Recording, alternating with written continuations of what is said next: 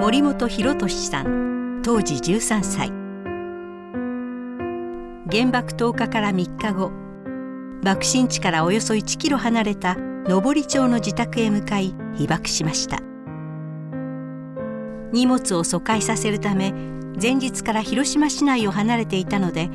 直接被爆は免れましたが、親戚や多くの友人を失いました。残された者としての苦しみ、そして体調不良とも戦いながら戦後を生き抜いてきました。原子爆弾は人災であると、核兵器のない世界の実現を訴えます。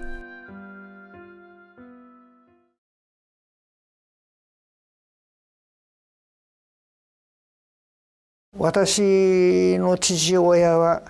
当時、兵隊に取られて横浜へいました。それから弟は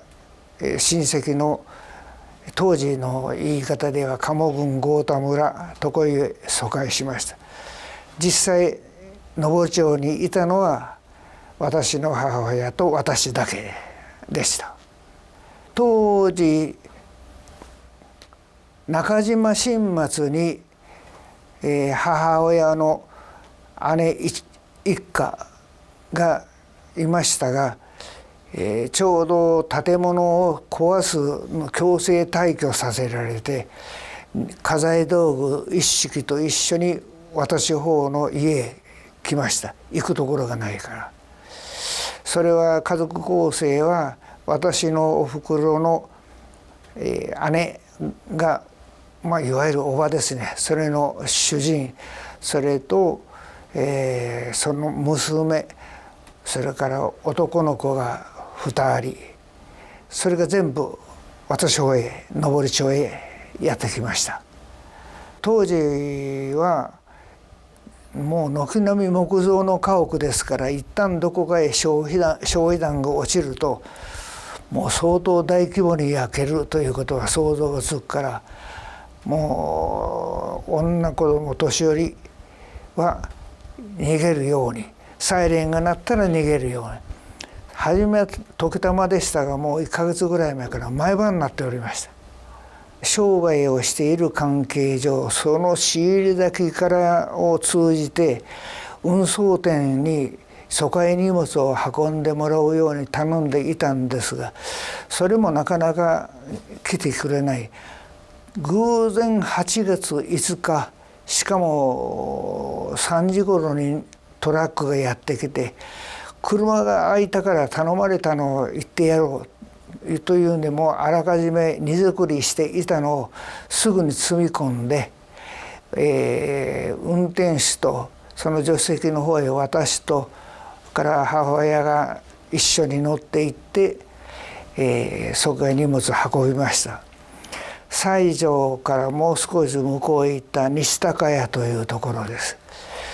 それもやはり親戚なんで、着いたらほとんど薄暗くなった夕方なんですが、すぐに荷物を下ろして、そのトラックはすぐ広島へ引き返すが、私自身が毎日学校ではない作業みたいなとこ行く、広島へ帰るからこのトラックで乗せて帰ってやると言うてくれたんですが、毎日が勉強するんでなし作業するんでね、一日も休んだことはなかったんですが、明日だけ休むというのが逃げ工場じゃないんですが、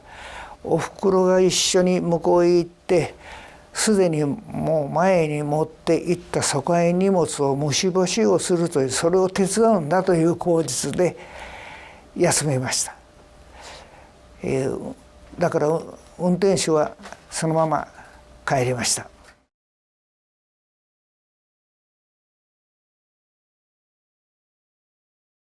その日は虫干しをすることになって、ずっと以前持っていった衣類なんかを外へ出して、並べるような作業をしていました。そうすると例の8時15分ですか、相当強い閃光がして、何だろうかというふうなことを言うと、近くの人が「あれを見ろ、八本松の辺からかぼちゃみたいな煙が出る」というふうな、なるほど、そっちの方角から言えば八本松の弾薬庫があるあたりなんですが、すぐに広島に特殊な爆弾が落ちたということがやっぱり知らされました。というのはもう昼頃から西高谷の駅へ広島の方面から来る列車、もう怪我人やもうそれこそ乱れた人たちが来て、その人たちの国から広島の市内がどんな様子ということが聞いて分かりました。その疎開の荷物を持って行った先の親戚というのは小学校の校長をやっていました。だからその父兄や子どもたちが西高井の駅でどういうふうな人たちがどういうことの様子になっていることをいち早く言うてくれましたので、それを聞きました。特殊な爆弾というよりも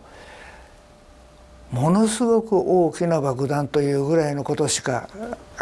情報は入りませんでしたが、もう広島市内は壊滅的な状況、全部焼けてしまったというふうな、その時はそのぐらいのことが聞きました。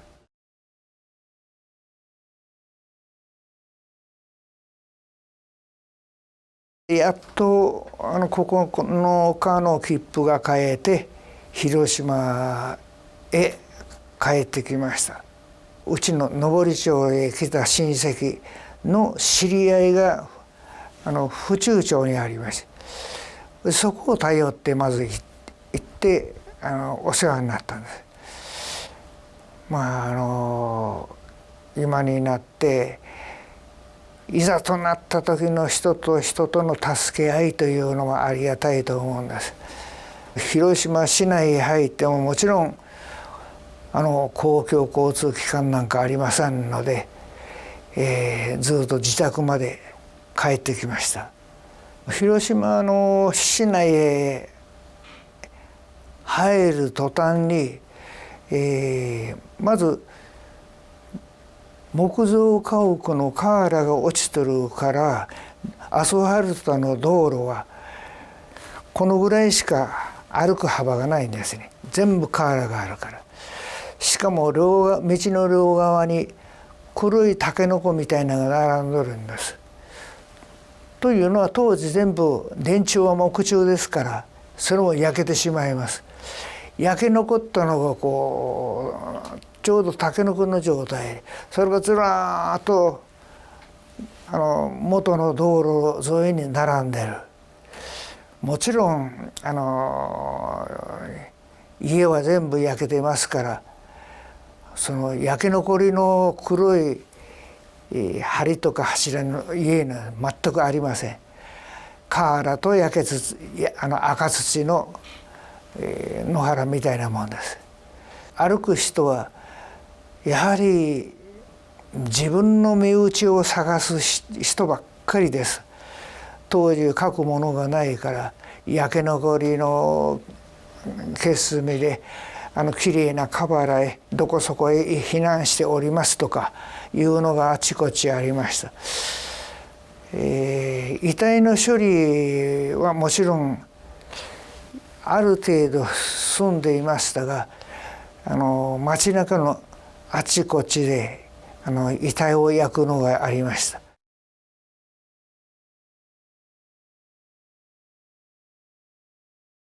もちろん私の家の跡は全く瓦と赤土の山みたいなところです。ですがまずたちまち今から先私どもは親戚かどこかへ身を寄せねばいけない。できるものなら使えるものをというふうなといっても丸焼けですから、まず一番調理器具とか皿茶碗とかいう食器とか鍋釜とかいうものしか焼け残っていませんので、それを掘り出してというのは当時軍手なんか持ってませんから、素手で全部掘り出して、持って帰ったのがまず最初の日の仕事です。留守宅の様子も詳しく聞きました。登町の建物がもちろん当時の木造の2階建てですが、3軒長屋みたいになってたんです。相当古い建物ですが、大きな材木を使っていたんですよね。というのは当時じゃない、ずっと以前の西国街道、下にとあの道なんですよ。だから古い材木の家がいっぱいある。それで原爆が落ちた時に、男の子がピカッと光ったので驚いたのと好奇心とで外へ出ようとして駆けっていったところへ家がバサッと倒れて、すごい大きな針がもう、体を押さえた。それでその父親というのが助けようとしたがどうしようも助けることができない。近所の助けを呼ぼう思うて河原を開いて上へ出てみても近所中からだから助けに誰も来てくれない。その間にどんどん火が回ってくる。しかし助けることができないから、もうかわいそうなが泣き叫ぶのを足を誘って自分も逃げたということを、本当に泣きながら私に話してくれました。であと、その子の遺骨を拾い集めて骨壺へ入れて、それを白い布でやっていつもここへ下げていました。というのは私のおば、すなわち今これ下げてる分の奥さんですよね。あれもどこ行ったか朝出てって行方不明だから、それをまず探さんならんいうのを息子の遺骨を下げたまんまずっと探して、結局わからんままでした。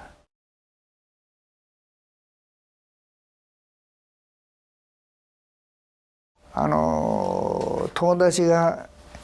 200人も亡くなっているその慰霊碑へ毎月のようにお参りしている。裏へ全部の名前があるからこうさすって「こいつ大きな声するやつよ、これよう張るやつだ」というふうな懐かしさでいつも言っておるんですが、同じようにたまたまそこへ来る人に、お話聞きました。その当時にいろんなことを聞いた、すぐ駆けつけた原爆が落ちた時、そうすると1.5 メートル間隔に防空頭巾と弁当がきれいに並んで子供は一人もいなかったというふうなことで、それは聞いて私はすぐ分かったんです。当時作業する前に両手間隔で開けっていうんで準備体操をするんです。でそれが残ってたということは、怪我をしたり倒れたりする子が一人もいなかったというのは即死ではないという。大やけどをして、そのまま逃げた。で先生が「おい向こう岸まで、みんなで泳ぐんだよ」ってというのは本科小学校の方ですね。で行きましょうと言うて先生が先頭になって子どもたちが後ろへいたら、先頭になった先生が真ん中でブクブクって沈んじゃったので、本当を言えばもう泳げる力もなかったんですが、もう背に腹が変えられ逃げ場を失ったというふうなことなんでしょうね。何度か慰霊碑へ行った時ご父兄やらご家族が来られて聞きました。古井のお寺で慰霊祭という連絡がありましたんで、行きました。ご遺族がもうたくさんいらっしゃいました。中に学生服を着た、学生服というもう学校の制服ですねのがいたから、いやなんと生き残りがまだいた思うて、思わずこう肩をゆすって声をかけたんですが、へりからお母さんが「この子は実は弟なんです。今日は兄の服を着てきました」というふうなことをそんな話は黙って聞いておりましたが、周囲の目はそんな思いでは皆さんは見ていないと思うんですが、私からひがんだ目ではこういうお父さんお母さんはうちの子が死んだのになんでこの子が生き残ったんだいう目で見られませんかもという、もうずっとおしまいまで頭下げてましたから。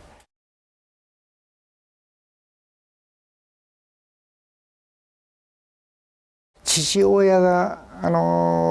横浜ですから割と早く復員しました。10月の初めだったと思います。これがまたもともと働き者でしたから、すぐに元の土地へバラックを建てる。たまたま家財道具建具なんかを、やっぱり知り合い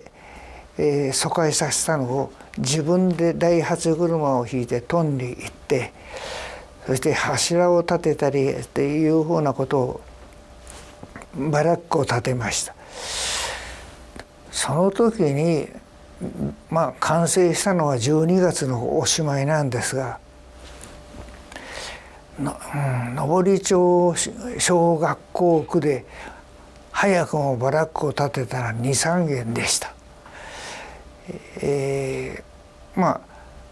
父親が働き者だったというふうなことで、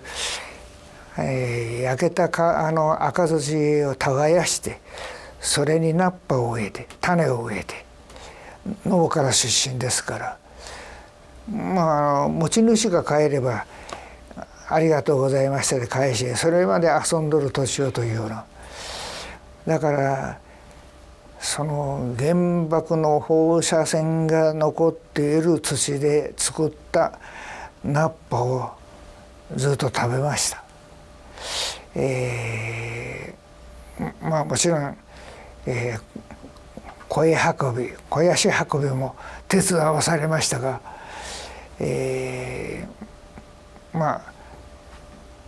その影響かどうか、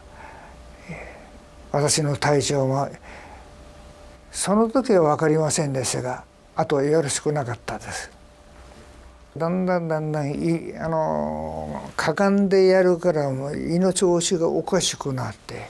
原因は分からんがいかようかも分からんで、まだ現在のように医学が進んでないから、聴神経と打診ぐらいでしか分かりませんが、だんだんレントゲンなんかが普及してくると、結局まず最初に潰瘍ができて、その潰瘍へポリープができたということで、これは取らんとどうしようもない。で手術することになる。執刀の先生に「これなんでこんなことになるんですか?」原爆の放射線のせいですか。いや、それは分からん。そんなことは言えない。言えないいうところ分かっとっても言えないんですよね。進駐軍のやっぱりいろんな口があるから。それ以来食事の量も毎日みんなより少ない。なんぼ頑張っても胃の有分部を切ってるから食べることができない。だから細いです。原爆が落ちた間もなし4、5年経ってから右の目がだんだんよく見えないようになったんです。今度は右の目が白内障になりだした。区役所の方へ行ったんです。原爆性の白内障だから当時申し込みする人がたくさんいたから向こうさんももう一人一人扱うのが面倒くさいんでしょう。白内障はもう原爆手当をもらうような、病気じゃありませんっていうね。じゃあ聞くんですが何ですかって。老人性の白内障で。じゃあもう一つ聞くんじゃが私のこっちの目だけ年取ったんですか言うたんですが、あまりにも、当時態度があまりよろしいそのまんま来ております。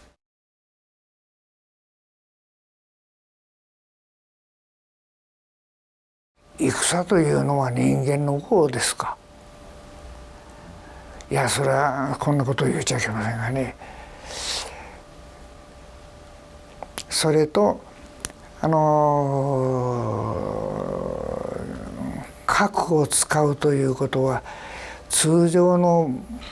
爆発を起こす爆薬とは違って後々私みたいにまだ私がここまで生きさせてもらうから幸せだと思うんですが、知り合いに白血病なんかで亡くなった人が知り合い3人ぐらいいます。ということは通常爆弾とは違う核というものはそんな影響が起こるということをみんな知るべきと思いますね。いきなり何百年に一回人災にやられました。原子爆弾人災ですわね。原子爆弾の洗礼を受けたのはそうは言うとも世界中で広島と長崎だけ。ということは全くわからない人には説明力はあると思うんです。身に受け取るから。それを知ってもらって核がなくするということを世界中の人たちが納得してもらう方法が仕方がないですね。